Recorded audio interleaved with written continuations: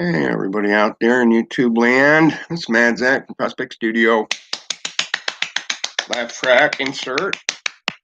Could be some adult language in this piece. I don't know. I haven't read it lately.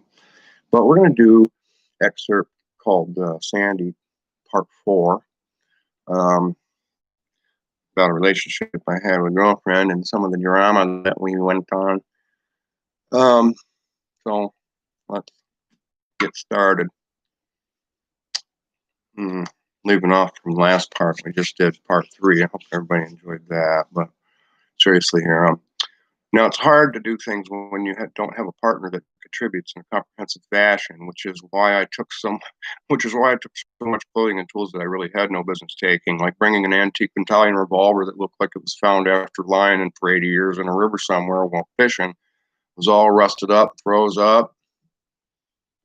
Get my cursor down going here. Though intact enough to clearly be a pistol. At first glance, it looked like you may have been able to fire it, although for the last time before exploding in your hands. That was not at all practical, and with a clear mind now, it's easy for me to see.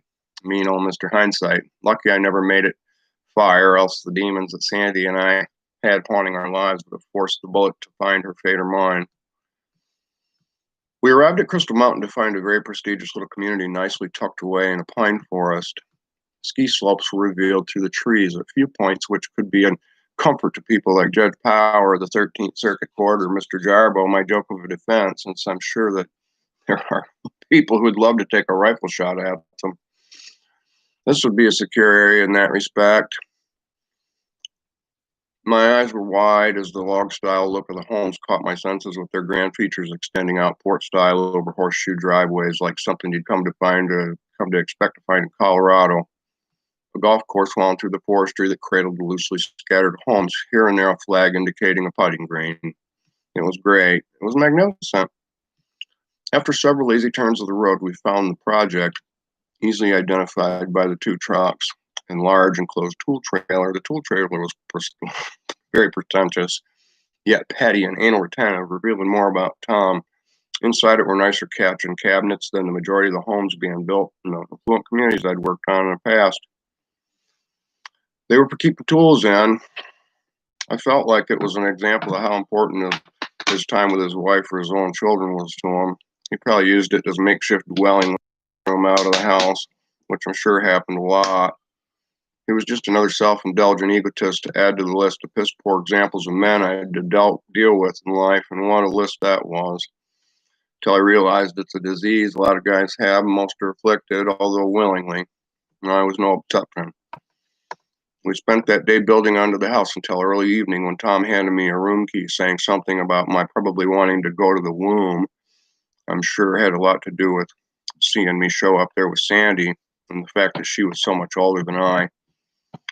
It seemed clear to him that I had mommy issues, or whether that's true or not. The reality was she had issues of her own that didn't allow for me to be out of her sight, however blurry. Tom and Johnny had a room down the hall from ours, if not each having their own. They came by later for drinks, and then we went outside for a smoke while Sandy insisted on preparing something for us to eat. That's when I took them out to the car to show them the stuff I had in the trunk, mainly the revolver. Sandy's eyesight came up in conversation, saying that she must not be able to see very well. Maybe it was another crack at her age, I don't know. But I just replied with that for being the reason I rarely let her clean the weed, because she can't see well enough to get all the seeds out of it. 3 of us laughed pretty good at that comment, knocking back the rest of our beers for another round.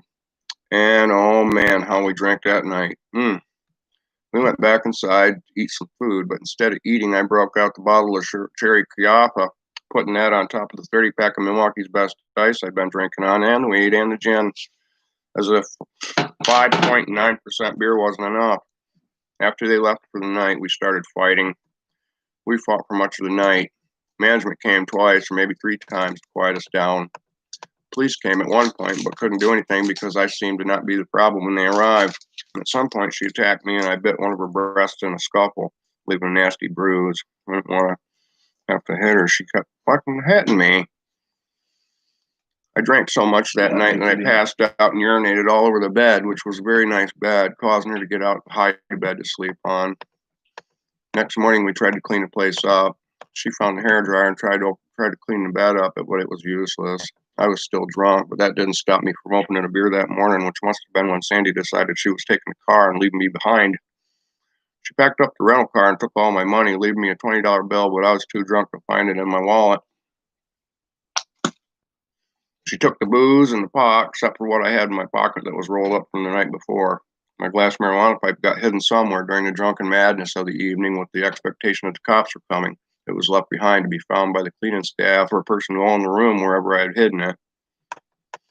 She loaded up the food we had brought and finished by loading up all the empty beer cans. I followed her out a moment later after finishing my beer, my arms full of my belongings.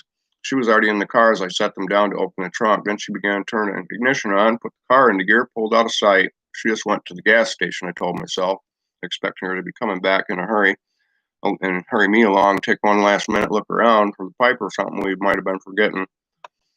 I I waited there while drinking another beer. I said out loud, maybe it's just a threat. What happened last night anyway? Moments went by before I realized she had no intention of coming back. I had a momentary lapse of reason, deciding that I was in no condition to see Tom and Johnny after what had happened last night. I panicked over being seen by any of the resort staff or being seen sitting out in the parking lot at all, so I started walking with all my things. Fortunately, there were only about 100 or 200 people that could have witnessed my display, reminiscent of Steve Martin in The Jerk, drunkenly, slovenly walking down the street with my arms loaded with pure junk, my clothes, my tools, a broken pistol, and zip full of whatever it was she made the night before. I wasn't very happy about it. Maybe she just went to the store, I thought, and kept telling myself that she was going to turn around and come back for me in a minute, but that minute kept renewing itself to a new minute that I would have to wait through all over again. The thought renewed of what she was doing, like she had just gone to clear her head or get some cigarettes. While on the Hill 2 Express, I dreaded every fully exposed and hungover step of the way. As my feet were shuffling, I wondered when she'd be coming back for me and if I'd walk the right way for her to be able to find me when she did. I mean, how could I get so very far with the big bag of crap and all the rest of my junk I had with me? How far could I get before I ran into the cops like this? They'd surely stop me and ask me why I was in the area looking like a vagrant. I had weed on me and I was inebriated. I had a gun, working or not, still a gun. I'm hiking down the highway with a difficult load to carry. Getting picked up was a huge risk, and it motivated me to push on quickly. I'm sure it was a sight to see. Before too long, I located a gas station in my view up ahead. I recognized the place from the day before. We'd stopped here and bought alcohol and supplies as opposed to supplies and alcohol. I went in and asked for directions with buying some tobacco and some change I had in my pocket. Still unable to find the money in my wallet. He pointed me in the right direction and I left the store, stopping outside to roll a cigarette. My arms were so tired, I knew I couldn't keep carrying the stuff any longer, so I took in a good visual of my surroundings. Up the road, I spotted an intersection with a lot of forestry along it. I spotted a good spot to enter the woods, heading toward it with my stuff. There was no traffic when I entered the forest, but I wondered if hunters would stumble across my booty if this was where I left it. I looked for something that I would easily recognize when I came back to the area. As it was, all I needed to do was find the gas station again to locate the spot. Now all I needed was a geographical oddity that would be a good secondary marker. I found a large felled tree knocked over by a storm. There was a depression in the dirt with lots of limbs and leaves lying around the area. The bag of clothes, the gun, the tools, and the food, everything except for my tool belt with my hand tools in it was left at that spot. I buried it in leaves and limbs and left for the road. See, that was a little treasure map I just gave you.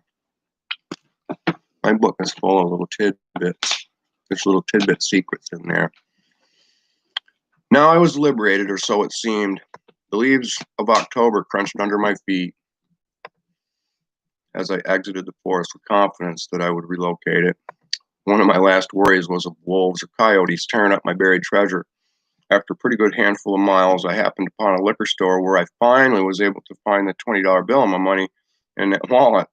So I treated myself to a small bottle of whiskey to find the realm of familiarity I was lost in while I was in my abandon. Many cars passed by me on that road, and feeling rejected and helpless, it was easy to temporarily abandon my abandonment to take another breather under a bridge where I was a creek that ran through. This was a great place to smoke some weed. It was out of the wind. It was out of view. The sound of the flowing water was comforting, and it was much needed. As was the time off my feet, I needed a nap. Give me time to think about things and recharge a bit. The distance I had hiked after that is uncertain, though I'm sure it was quite a ways because the sun got to a point where I was no longer morning but nearing sunset before I finally got a ride from a young couple who happened to be in Traverse City at a family gathering. They had trays of hors d'oeuvres they had offered me to eat from, finger foods like onion wraps and veggie with dip. They drove a light blue Blazer, saying that they had just left one of their parents' homes and were headed to the Alpine area off of US 131 in Grand Rapids. Perfect! Exactly where I was going. I thanked them profusely as I climbed in, offering to compensate them if they could get me to my trailer, just 20 miles from where they were going to be going.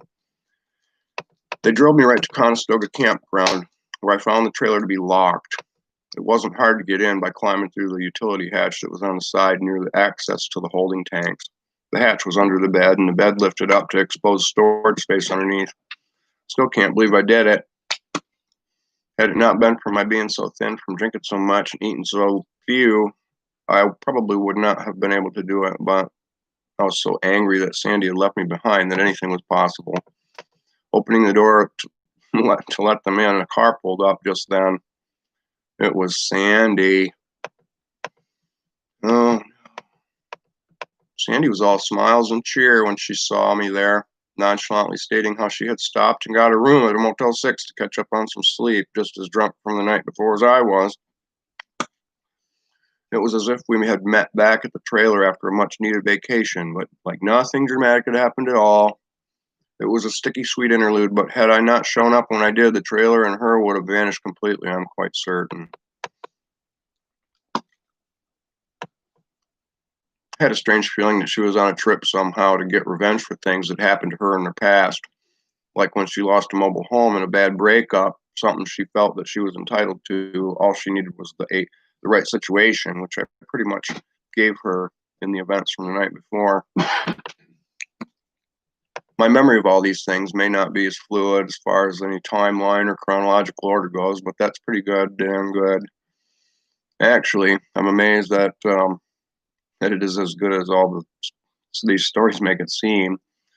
It should be only a blur from all the polluting I did to myself, drinking some of the worst drink and using some of the finest poisons.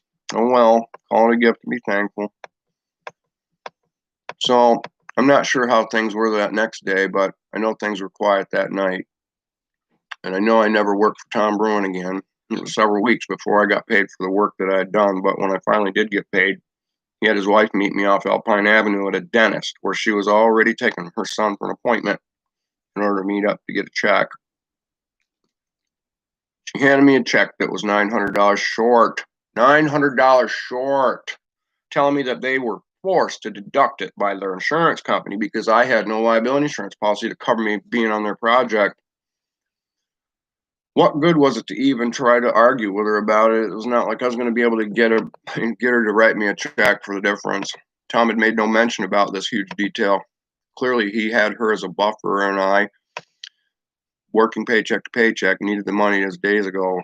It was a typical scenario for a subcontractor in a construction business, but it's possible that the 900 was for the repairs to the hotel room and the replacement of the bed. We still haven't spoken. I've yet to return for my treasure. All Sandy cared about was getting some pot and going back to the camper to pass the time by getting high and sucking down some booze, pretending we were all by ourselves on the planet. I was fit to be tied. My grief was compounded from all sides, and there was no place to go to find a single person to confide in over anything.